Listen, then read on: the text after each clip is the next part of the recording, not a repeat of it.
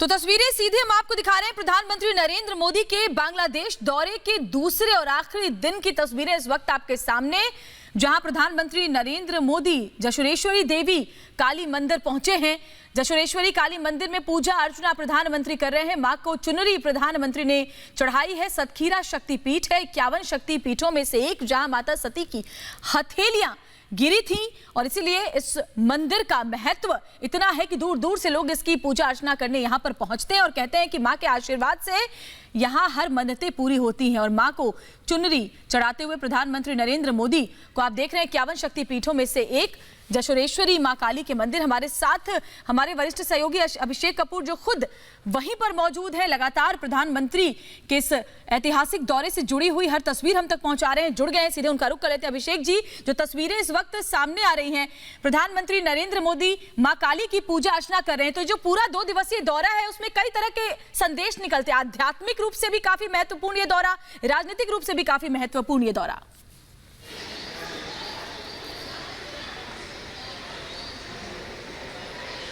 बिल्कुल, देखिए मैं हूँ ढाकेश्वरी मंदिर में, श्वेता, जो ढाका में है, और प्रधानमंत्री हैं जशोरेश्वरी टेम्पल में जो जशोर के पास है।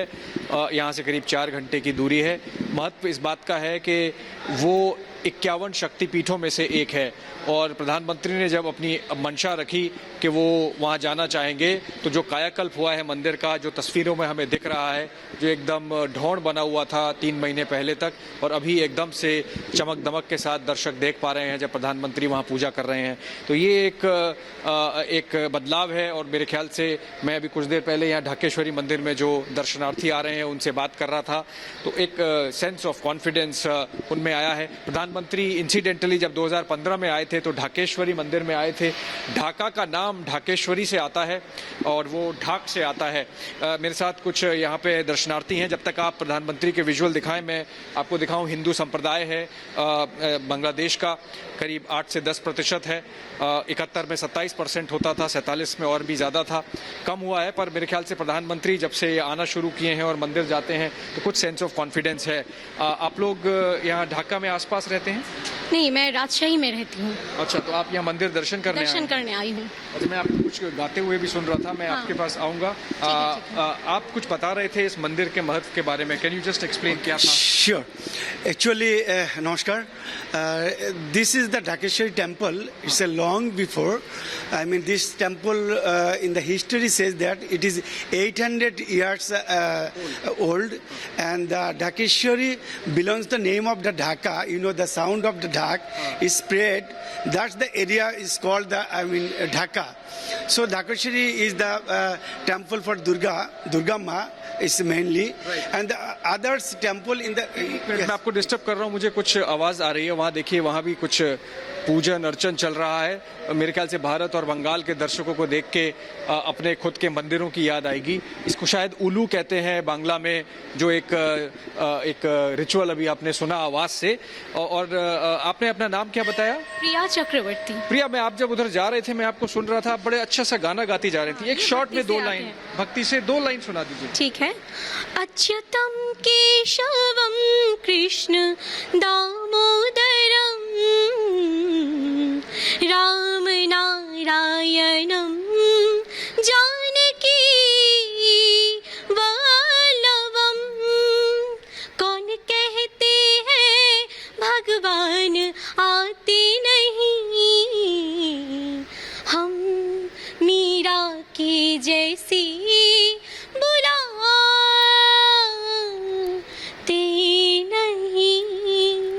Thank you Priya, thank you. So you see, जो मैं बता रहा था श्वेता कि हिंदू समाज यहाँ ये बहुत महत्वपूर्ण मंदिर है। बहुत सारे दर्शनार्थी इस समय हैं, पूजा अर्चना चल रही है और विजिटर्स हैं। हमने देखा प्रिया ने कितना सुंदर एक गाना गाया और एक यहाँ के जो दर्शनार्थी हैं उन्होंने मंदिर का महत्व बताया।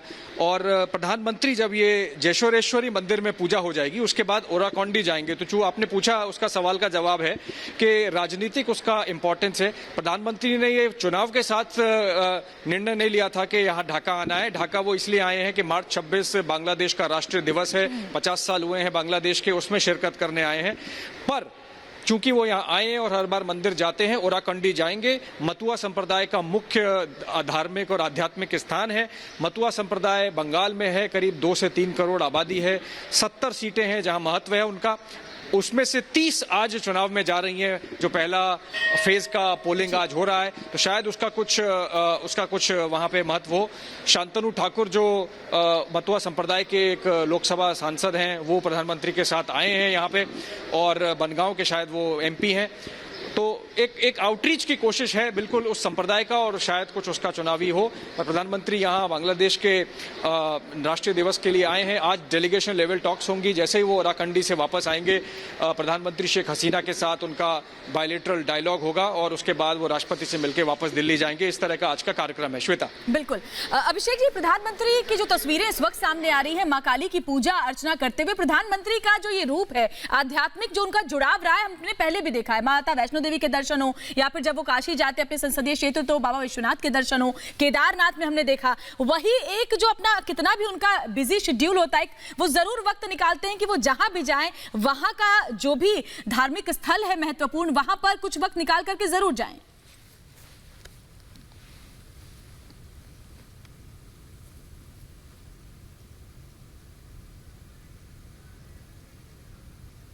अभिषेक जी। कि प्रधानमंत्री यहाँ भी आए थे ढाकेश्वरी। आप, मेरी आवाज आ रही है? तो प्रधानमंत्री जब भारत के बाहर जाते हैं, तब वहाँ जहाँ भी कोई महत्वपूर्ण मंदिर होता है, वहाँ भी जाते हैं। हमने देखा है किस तरह से नेपाल में वो काठमांडू जाते हैं तो पशुपतिनाथ मंदिर जाते हैं, श्रीलंका जाते हैं तो अनुराधापुरा जाते हैं, अबू धाबी जाते हैं तो स्वामीनारायण के मंदिर जाते हैं, और ढाका में ढाकेश्वरी में आए थे यही मंदिर में 2015 में, और आज जेशोरेश्वरी और ओराकंडी मंदिर जा रहे हैं। मैं जैसा समझा रहा था कि जब वो इस तरह से करते हैं तो जहाँ का जो हिंदू संप्रदाय है, उनको थोड़ा एक आत्मविश्वास बढ़ता है, जो महंत पुजारी यहाँ के पहले भी मुझे बता रहे थे। और अभी जैसे जेशोरेश्वरी मंदिर का कायाकल्प हुआ है, तो हिंदू समाज को थोड़ा एक sense of confidence, sense of safety, security थोड़ा बढ़ता है। ऐसा ग्राउंड से भी मुझे फीडबैक मिला है, और शायद हो सकता है प्रधानमंत्री के मन में भी ऐसा हो। अपार्ट फ्रॉम फैक्ट के वो खुद एक बहुत ही बड़े डिवोटी हैं माँ के स्वरूप के। वो खुद अपने साल में 2 बार जो नवरात्र आते हैं, पूरा क्या कहते हैं उसको, उपवास रखते हैं, और कोई भी माँ का मंदिर हो तो उसमें मौका मिलते ही जरूर जाते हैं। ढाकेश्वरी भी आए थे, जेशोरेश्वरी भी कर रहे हैं, अभी जो तस्वीर दर्शक देख पा रहे हैं, और ओराकंडी में जो मतुआ संप्रदाय का मंदिर है वो करके अभी वो वापस ढाका आएंगे दोपहर बाद तक। श्वेता जी। अभिषेक जी, जिस तरह से आपने पहले भी हमें बताया कि आज जो द्विपक्षीय वार्ता प्रधानमंत्री नरेंद्र मोदी की, उनकी जो बांग्लादेशी समकक्ष हैं शेख हसीना, उनके साथ उनकी होनी है, तो उस द्विपक्षीय वार्ता से जुड़ी हुई जानकारी जो आप हमें दे पाए, क्या क्या बातचीत के मुद्दे उसमें हो सकते हैं?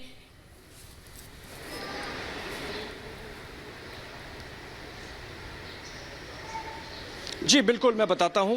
भारत और बांग्लादेश के बीच में बहुत ही प्रगाढ़ता, जिसे कहें, बढ़ी है पिछले कुछ समय में। आप समझें, उसका 2 मैं मार्कर बताता हूं कि भारत दुनिया में जो भी एड देता है, उसका सबसे ज़्यादा एक कंपोनेंट प्रतिशत में देखें तो बांग्लादेश को आता है। इससे पता चलता है कि हम कितना महत्व देते हैं अपने रिश्ते को बांग्लादेश के साथ। दूसरा ये कि भारत का जो हाई कमीशन है ढाका में, दूतावास है, वहाँ से दुनिया में कहीं भी किसी भी देश में से सबसे ज़्यादा वीसा हर साल करीब 16 से 20 लाख के बीच में दिए जाते हैं, और मल्टीपल एंट्री वीसा होते हैं। आप समझ लीजिए कि अगर 15 से 20 लाख वीसा ढाका से इशू हुए हैं तो करीब 40 से 50 लाख यात्राएं बांग्लादेश और भारत के बीच में होती हैं। तीसरा ये कि अभी हमने देखा कि अनाउंस किया था सरकार ने कि थोड़ा थोड़ा वैक्सीन दुनिया को बांटना कम करना पड़ेगा, क्योंकि भारत में फिर से कोविड बढ़ रहा है और हमें अपनी आबादी को टीका लगाना है। पर फिर भी प्रधानमंत्री जब कल आए हैं, करीब 12 लाख वैक्सीन डोजेस का गिफ्ट लेके बांग्लादेश के लिए आए हैं, 20 लाख पहले दे चुके हैं। तो ये सब महत्वपूर्ण बातें हैं। भारत और बांग्लादेश के संबंधों में आर्थिक रूप से एक दूसरे को सपोर्ट करना, जैसे भारत की इच्छा है कि बांग्लादेश के रास्ते ज़मीन के रास्ते आप नॉर्थ ईस्ट हमारा कवर कर लें, हमारा ट्रांसपोर्ट अलाउ कर दें, बांग्लादेश को कुछ फ़ायदा होगा कि उनका गुड्स जो हैं वो एक्सपोर्ट हो जाएं नेपाल में, भूटान में, सड़क के रास्ते। इस तरह का रूपरेखा एक बन रही है। इंफ्रास्ट्रक्चर डेवलपमेंट में बांग्लादेश के साथ कोऑपरेशन करने की, इन्वेस्टमेंट करने की। बांग्लादेश देखें 1971 में पाकिस्तान से अलग हुआ, पर आज की तारीख में हर पैरामीटर में विकास के वो पाकिस्तान से या तो आगे है या समकक्ष है। परचेजिंग पावर पैरिटी में देखें तो पर कैपिटा में पाकिस्तान से डबल है। ह्यूमन डेवलपमेंट इंडेक्स में देखें तो करीब 20 पायदान आगे है। बांग्लादेश 133 पर है, पाकिस्तान शायद 155 पर है, 22 पायदान पीछे। तो उससे पता चलता है कि बांग्लादेश ने कुछ ठीक की है चीजें, और वो ठीक चलती रहें उसका आदान प्रदान प्रधानमंत्री मोदी और प्रधानमंत्री शेख हसीना के बीच होगा। किस तरह के मेमोरेंडम और अग्रीमेंट होते हैं, शायद कल्चर पे, शायद कोऑपरेशन पे, एग्रीकल्चर पे, इंडस्ट्री पे, इंफ्रास्ट्रक्चर पे। बांग्लादेश भारत से आयात करता है, बिजली आयात करता है, और उसको उनका टारगेट है कि 2030 तक करीब 10,000 मेगावाट कर दिया जाए। इस समय शायद करीब 1,000 मेगावाट है। तो ये सब चीज़ें हैं, प्रधानमंत्री आएंगे और करेंगे। और मैं ढाकेश्वरी मंदिर में दर्शन बीच बीच में कर रहा हूँ, और यहाँ पे जो लोग हैं उनसे मिल के बात कर रहा हूँ। हिंदू संप्रदाय को बड़ा एक आत्मविश्वास उनका थोड़ा बढ़ा है। जब प्रधानमंत्री आए हैं और जो उन्होंने जिस तरह से अपने आप को कंडक्ट किया है, वो अपने आप को मंदिर भी जा रहे हैं। तो ये सब चीज़ें हैं कुल मिलाकर भारत बांग्लादेश मैत्री और यहाँ के हिंदू समाज का विश्वास, आत्मविश्वास का बढ़ना। और मथुरा मंदिर में जाएंगे तो उसका बंगाल में जो भी प्रभाव होगा वो एक फॉल आउट है। जैसा मैंने पहले भी कहा, मैं अंडरस्कोर कर रहा हूँ श्वेता दर्शकों के लिए कि ये कोई प्लानिंग नहीं की गई कि बंगाल का चुनाव इस तरह से किया जाए कि प्रधानमंत्री मथुरा संप्रदाय के मंदिर जाएं और मथुरा संप्रदाय में कुछ हो। ये एक हैपन इंस्टांस से हो गया है। उसका अगर कुछ उसका राजनीतिक कुछ उसका असर पड़ता है तो वो जस्ट एक फॉल आउट है उसका। श्वेता। अभिषेक जी, प्रधानमंत्री हमेशा नेबरहुड फर्स्ट पॉलिसी की बात करते हैं। उन्होंने हमेशा कहा है कि हिंदुस्तान के लिए नेबरहुड फर्स्ट हमारे लिए सबसे जरूरी है, और बांग्लादेश की अगर बात करें तो वो एक पिलर है। इसको लेकर के प्रधानमंत्री ने इसका जिक्र भी किया जब वो रवाना हो रहे थे हिंदुस्तान से। उन्होंने ट्वीट भी किया था और कहा था कि बांग्लादेश हमारे लिए बहुत महत्वपूर्ण है। और बांग्लादेश जिस तरीके से आप भी बता रहे हैं कि जिस तरह से प्रगति के राह पर आगे बढ़ रहा है, और कल भी आपने जानकारी दी थी कि विकासशील देशों में जल्द ही बांग्लादेश का नाम शुमार हो सकता है, तो प्रधानमंत्री भी अपनी नेबरहुड पॉलिसी के तहत प्रतिबद्ध हैं बांग्लादेश को हर तरह से समर्थन देने के लिए।